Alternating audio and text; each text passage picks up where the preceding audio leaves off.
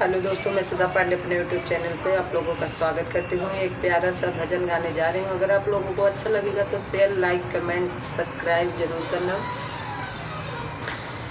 राजा हरिश्चंद्र की सुन लो कहानी, काशी बिकने गए तीनों प्राणी। कहाँ बिकी रानी, कहाँ बिके राजा, कहाँ बिके राजा हरिश्चंद्र दानी।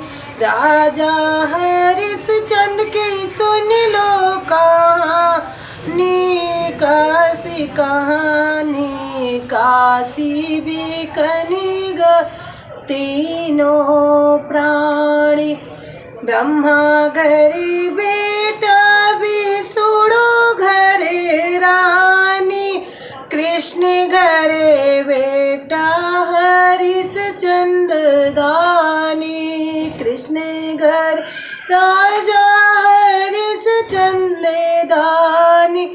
काऊ करे बेटा, काऊ करे रानी, काऊ करे राजा हरिश्चंद्र दानी।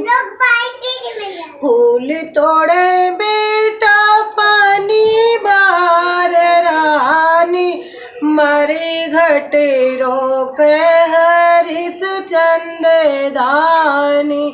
राजा हरिश्चंद्र की सुन लो कहानी, काशी बिकने गए तीनों प्राणी।